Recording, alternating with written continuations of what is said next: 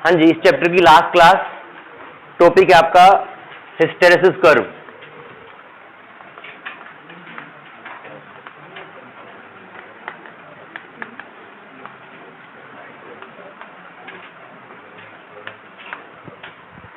हाँ जी, आवाज नहीं करेंगे अब हम। आयरन पीस है, उसके ऊपर आपने ऐसे वायर रैप कर रखी है, एक करंट उसके अंदर आई फ्लो करेंगे। आई फ्लो करने से आपका क्या बनता है, एक मैग्नेटिक फील्ड बी नॉट बनता है। बी नॉट से एम और एम से बी एम। कुल मिला के यहां पे आप अगर एक्सटर्नल मैग्नेटिक फील्ड लगाते हैं तो आपका बी एम प्रोड्यूस होता है, produce magnetic field B M. अब जब आप ये मैग्नेटिक फील्ड लगाते हैं करंट के थ्रू, तो कुल मिला के ये जो आपका मटेरियल था ये मैग्नेटाइज हुआ है। हम इस टॉपिक में स्टडी करेंगे कि वो कितना मैग्नेटिक फील्ड लगाने से कितना मैग्नेटिक फील्ड प्रोड्यूस होता है, और अगर हम उसको वापस हटाएं, पहले पार्ट में क्या किया, हमने फील्ड लगाया तो आपका मटेरियल मैग्नेटाइज हो गया। सेकंड पार्ट में हम क्या करेंगे, उसी फील्ड को धीरे धीरे ग्रेजुअली घटाएंगे तो घटाने के बाद उसको डीमैग्नेटाइज करना है हमें।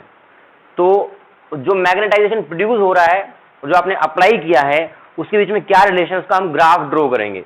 उस ग्राफ को आप बोलते हैं हिस्टेरेसिस कर्व। ठीक है, आसान टॉपिक है बिल्कुल। वाई एक्सिस पे बी हमने प्लॉट कर दिया और इस साइड आपने एच ड्रॉ कर दिया।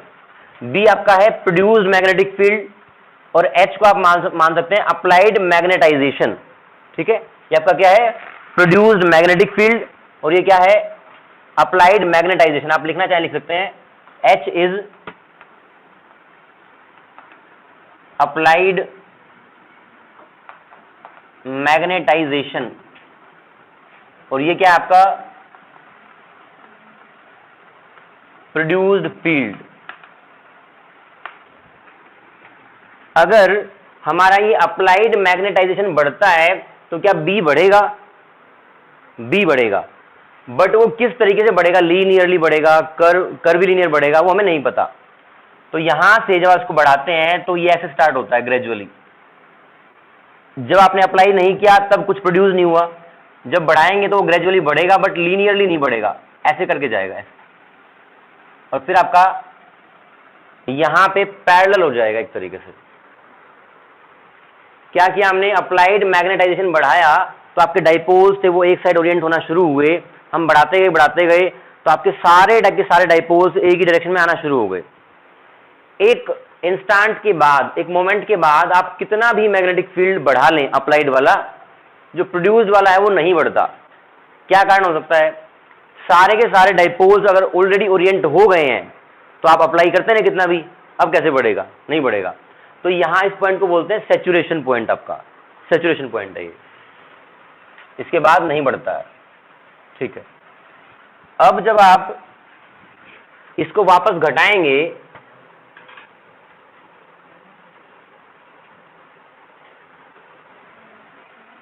ओ से आप ए तक गए, अब जब आप अप्लाइड मैग्नेटाइजेशन को घटाएंगे तो वापस वो उसी लाइन को फॉलो नहीं करता। क्या होता है, आपने घटाया, एच को घटाया, अब प्रोड्यूस्ड मैग्नेटिक फील्ड का ग्राफ कुछ ऐसा बनता है।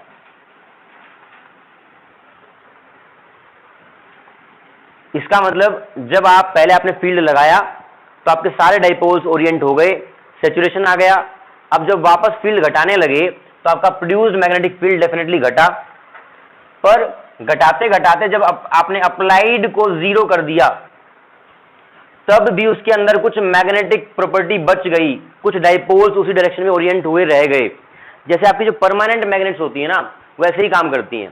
पहले आपने इसके ऊपर जो तार लपेटी है उसमें करंट चलाया, मैग्नेटिक फील्ड के कारण मैग्नेटाइजेशन हुआ, बट वो करंट बंद करने के बाद भी उसके कुछ डाइपोल्स उस डायरेक्शन में रह गए।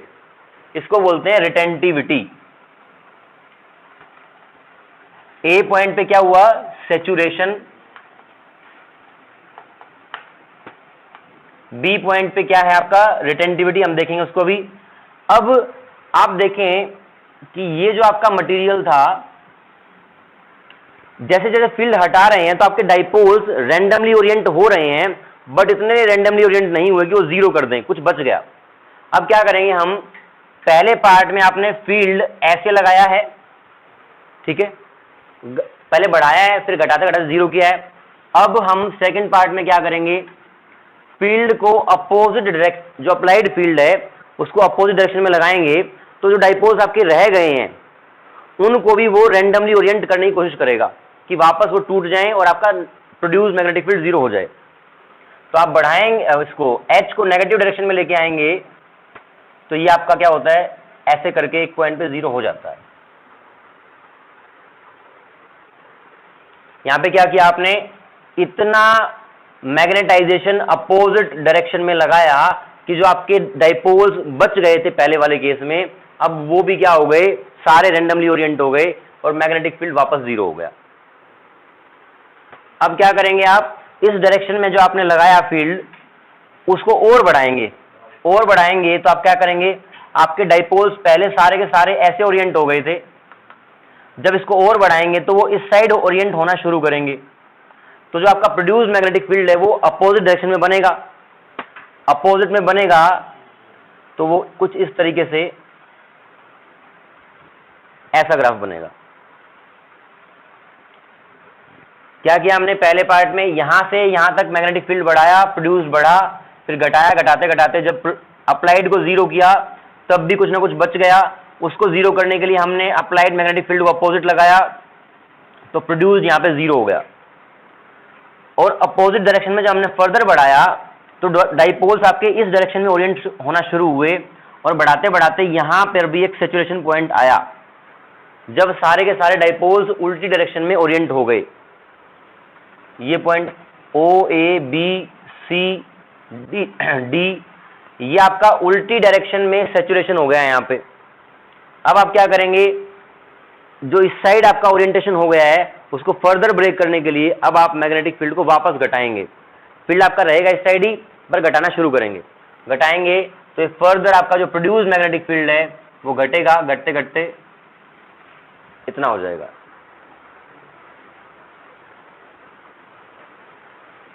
अब इस डायरेक्शन में आपने फील्ड जीरो कर दिया है, देखिए आप यहां पे एच जीरो है, अप्लाइड जीरो है, बट फिर भी आपका produce magnetic field negative direction में है। इसको ब्रेक करने के लिए मैं वापस इसको पलटूंगा,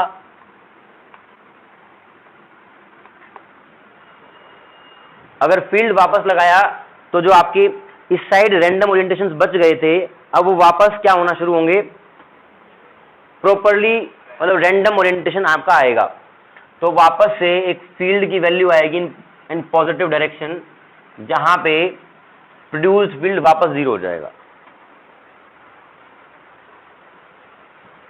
इसको और बढ़ाएंगे तो आपके जो ये डाइपोल्स हैं फिर से उस डायरेक्शन में रीओरिएंट होंगे और वहां पर फिर से वो सैचुरेशन पॉइंट पे पहुंचेगा।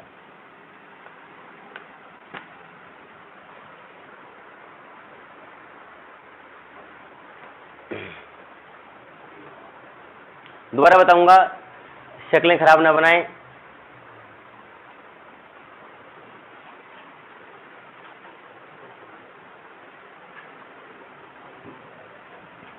आप इसको अगर पार्ट्स में डिवाइड करके करना चाहें, ओ से ए से बी से सी से डी से ई से एफ और एफ से ए। ओ से ए में आपका एच किस साइड है, इस साइड है, और प्रोड्यूस मैग्नेटिक फील्ड किस साइड है, इस साइड ही है। और आप इसको प्रोड्यूस्ड को मैक्सिमम मान लिया हमने। ए से बी, ओ से ए गए, ए से बी गए, अप्लाइड मैग्नेटिक फील्ड इस साइड ही है, बट ग्रेजुअली हम उसको जीरो कर रहे हैं, और जब जीरो करेंगे तो बी पॉइंट पे वो कुछ घट के मान लो एक बच गया, मतलब कुछ मैग्नेटिक फील्ड बच गया, ठीक है। फिर आप जब बी से सी जाएंगे, बी से सी में देखें क्या हुआ, बी से सी में आपने मैग्नेटिक फील्ड अपोजिट डायरेक्शन में लगाया है, बी से सी में आपने ऐसे लगाया और सी पे पहुंचते पहुंचते यहां पे आपका प्रोड्यूस मैग्नेटिक फील्ड 0 हो गया। देख लें, दोबारा देखते हैं। ओ से ए में हमने फील्ड ऐसे लगाया, आपका जो फील्ड प्रोड्यूस हुआ वो भी साइड हुआ, और वो बी पर ए पर मैक्सिमम हो गया। आपने जब प्रोड्यूस को अप्लाइड को घटाना शुरू किया तो प्रोड्यूस भी घटना शुरू हुआ। हाँ जी ज्योतिका बताओ। सेकंड केस में जब आपने वापस घटाना शुरू किया तो आपका प्रोड्यूस भी घटना शुरू हुआ, तो घटते घटते ये इतना हो गया।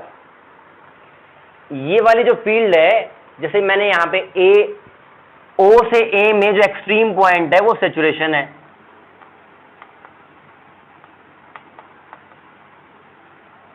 और ये क्या है, जो आपका ए से बी में जब बी पे पहुंचते हैं तो अप्लाइड मैग्नेटिक फील्ड 0 है, बट फिर भी कुछ फील्ड रह गया, वो आपका रिटेंटिविटी बोलते हैं उसको, रिटेंशन। रिटेंशन का मतलब बच गया।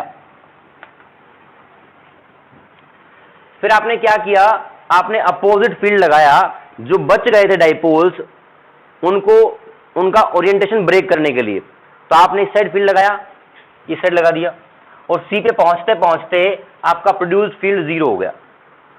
ठीक है। फिर आपने बी सी से सी डी पे गए तो आपने ये फील्ड और बढ़ाया तो उल्टी डायरेक्शन में सारे डाइपोल्स आ गए, सैचुरेशन आ गया।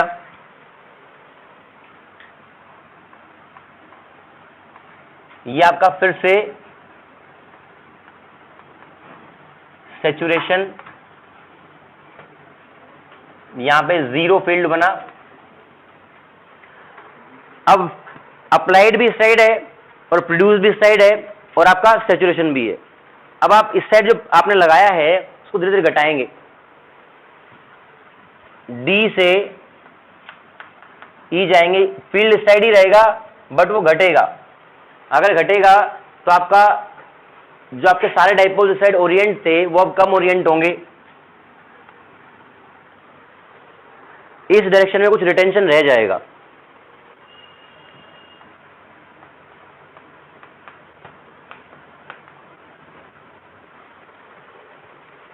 अब इस साइड जो रिटेन रह गया आपका फील्ड, आप उसको तोड़ने के लिए अब फील्ड वापस उस साइड लगाएंगे।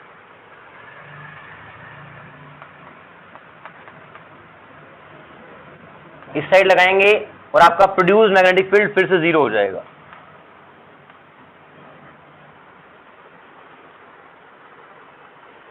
और F से A आप फील्ड इस साइड लगाएंगे, आपका फिर से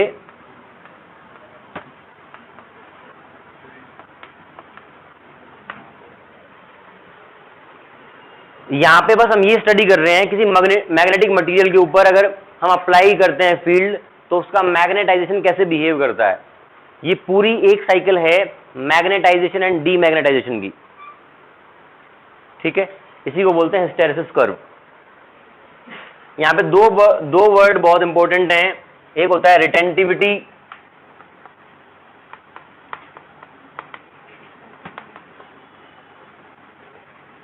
एक है कोएर्सिविटी।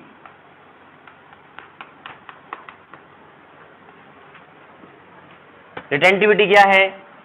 फॉर एग्जाम्पल इस बी पॉइंट पर applied magnetic field is 0 but still there is some field retained, जो प्रोड्यूस हुआ है वो रिटेन कर लिया गया है, तो इसी को बोलते हैं रिटेंटिविटी। क्या?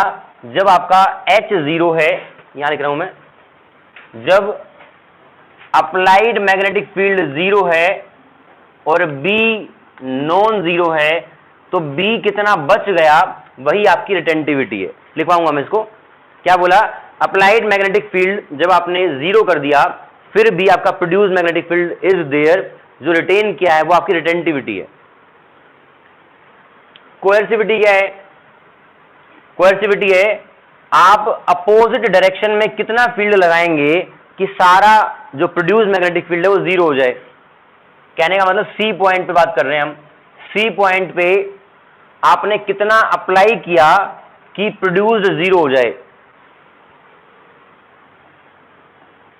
Value of H when B equal to zero. Retentivity क्या है? Value of B when H equal to zero. जब एच जीरो हो, सॉरी हाँ एच जीरो हो तब बी की वैल्यू, और यहां पर value of H when B equal to zero. दोबारा बताऊं वो टर्म? हाँ जी बच्चों, प्रिया देखो, पहले क्या किया, फील्ड आपने साइड लगाया तो आपका सैचुरेट हुआ वो, जब वापस घटाया तो घटाते घटाते जब आपने अप्लाइड फील्ड को जीरो किया उस टाइम पे कुछ फील्ड आपका रिटेन रह गया। तो कितना रिटेन रह गया, वही आपकी रिटेंटिविटी है। तो इसका मतलब आप कैसे डिफाइन करेंगे? Value of B when applied field is zero. यहां पे एच जीरो है ना, बी पॉइंट पे देखें, applied field is zero but still some field is retain by the material. जो फील्ड रिटेन किया है वही आपकी रिटेंटिविटी है। ठीक बात है। कोएर्सिविटी जो आपका रिटेन किया है उसको ब्रेक करने के लिए अपोजिट डायरेक्शन में कितना फील्ड लगाऊंगा वो कोएर्सिविटी है। कोएर्शन का लिटरल मीनिंग क्या है बताएं? कोएर्शन नहीं सुना किसी ने? नहीं, कोहेशन वो तो अलग है। कोएर्शन होता है फोर्सफुली। यहां पे आप देखें, आप फोर्सफुली उसका क्या कर रहे हैं, फील्ड को जीरो कर रहे हैं। तो कितना फोर्स करना पड़ा? इतना फोर्स करना पड़ा कि अपोजिट साइड में इतना फील्ड लगाया तब जाके वो जीरो हो पाया। तो आप लिख लें इसको, रिटेंटिविटी लिखें। हाँ जी, हाँ, amount of magnetic field retained, amount of magnetic field retained even after removal of applied magnetic field, even after removal of applied magnetic field।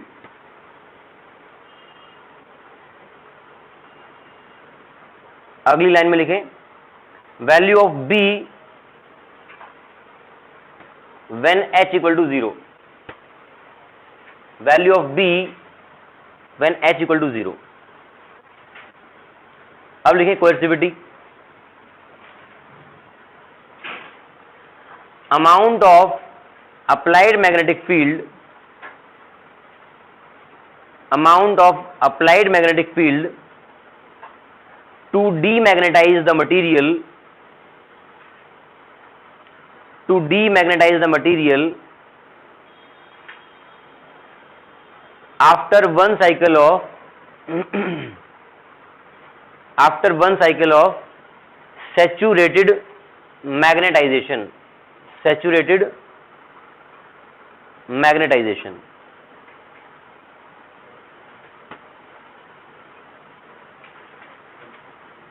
ठीक है, नोट डाउन कर लें इसको फटाफट।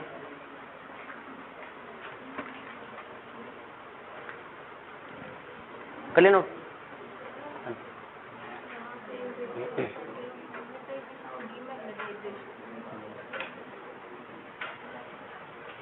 हाँ जी, नोट कर लिया।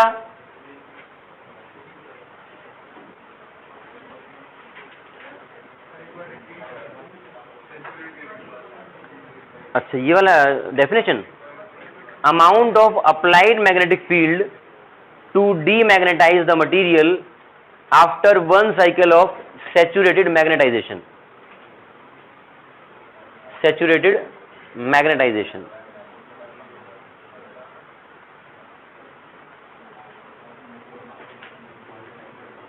तो ये आपका हुआ हिस्टेरेसिस कर्व। नोट डाउन कर लें। एक टॉपिक और बचा है आपका, कर लिया?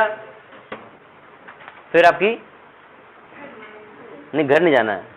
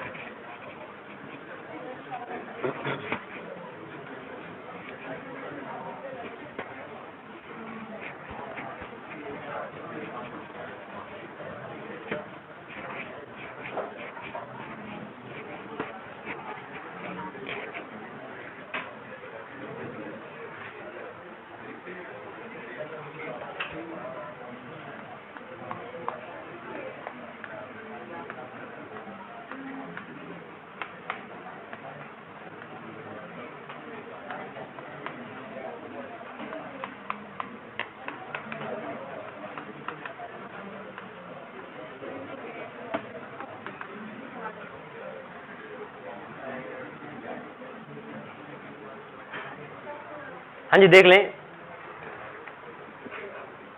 इनके नाम में सब कुछ छिपा है। एक है आपकी परमानेंट मैग्नेट, एक है इलेक्ट्रोमैग्नेट। परमानेंट मैग्नेट वो है, फॉर एग्जांपल हमने ये देख लिया कि अगर एक आयरन आपके पास मटेरियल है, उसके ऊपर आपने तार लपेटी, करंट चलाया, तो मैग्नेट बनती है वो। अगर even after removal of current magnetic field रह जाता है तो आपकी परमानेंट मैग्नेट है। ठीक है। दूसरी बात, अगर करंट चला, मैग्नेटिक फील्ड बना, उसका मैग्नेट बनी वो, और करंट स्विच ऑफ करते ही आपका करंट भी गायब हो गया, तो बोलते हैं इलेक्ट्रोमैग्नेट, कि आपका करंट चल रहा है तब तक मैग्नेट है, करंट हटा तो मैग्नेट हट गई। फॉर एग्जाम्पल, अगर इसके लिए हम परमानेंट, अब ये मटेरियल पे डिपेंड करता है, आपका मटेरियल कैसा है उस पर डिपेंड करेगा कि वो परमानेंट मैग्नेट बनेगा, इलेक्ट्रोमैग्नेट बनेगा। फॉर एग्जाम्पल बात करें परमानेंट मैग्नेट की, परमानेंट मैग्नेट का जो हिस्टैरिसीस कर्व रहेगा वो ऐसे गया और ऐसे आया फर्स्ट पार्ट। इसका मतलब आपने जब करंट बढ़ाया तो मैग्नेटिज्म उसका बढ़ा, और जब करंट घटाया तो करंट को वापस जीरो करने के बाद भी उसका मैग्नेटिक फील्ड बच गया। ठीक है। इसका बनाएंगे कर्व, इसका कर्व यही वाला सेम कर्व, तो इट विल बी लाइक ऐसे गया, ऑलमोस्ट उसके बहुत क्लोज आएगा। जो आपका परमानेंट मैग्नेट होगा उसमें इस कर्व के नीचे का जो एरिया है, जो पत्ता बना है, ये बड़ा बनेगा, और इसका पत्ता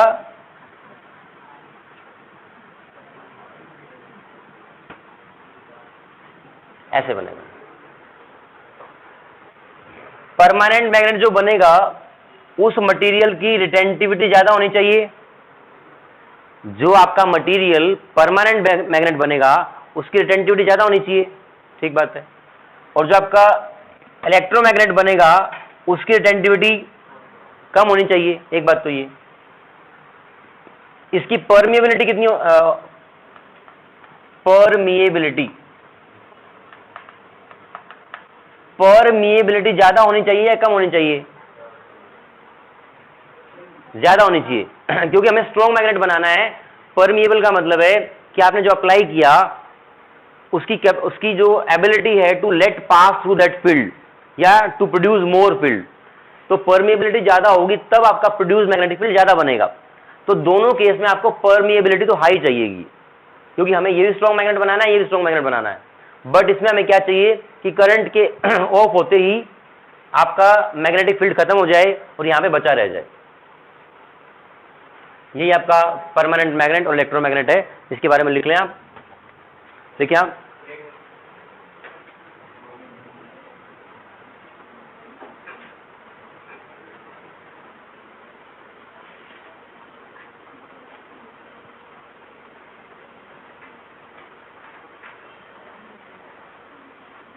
बोलूं? देखिए, सब्सटेंस, परमानेंट मैग्नेट की बोल रहा हूं मैं, substance which at room temperature, substance which at room temperature retain their ferromagnetic property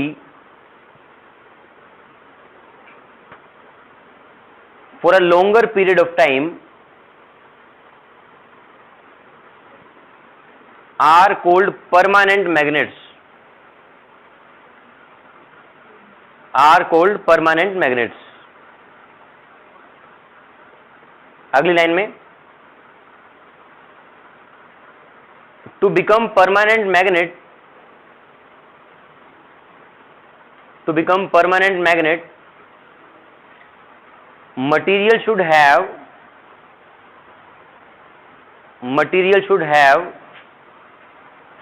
high retentivity, high coercivity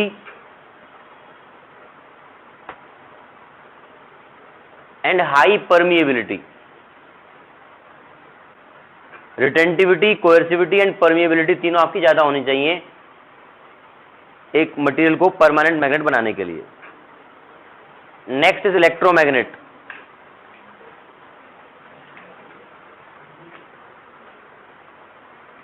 the materials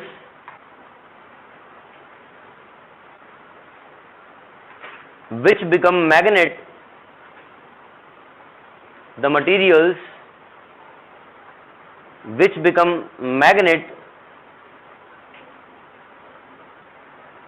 on passing current through wire,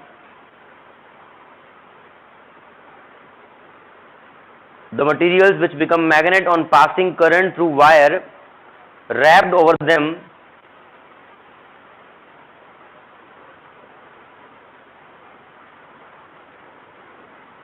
and lose magnetism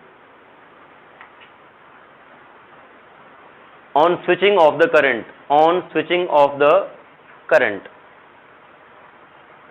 are called electromagnets.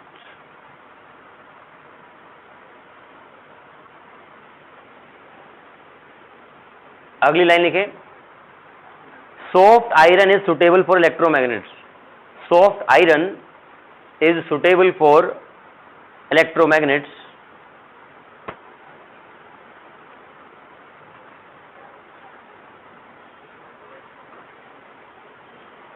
और इसमें आपके material की जो retentivity है वो लो होनी चाहिए.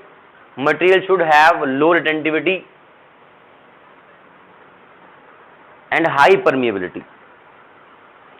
Low retentivity and high permeability.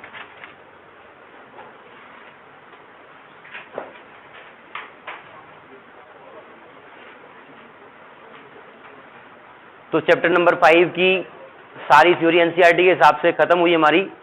एक आध टॉपिक फ्रिंज हैं वो जो कि एनसीईआरटी में नहीं है, तो जब सवाल करेंगे तब वो कर लेंगे.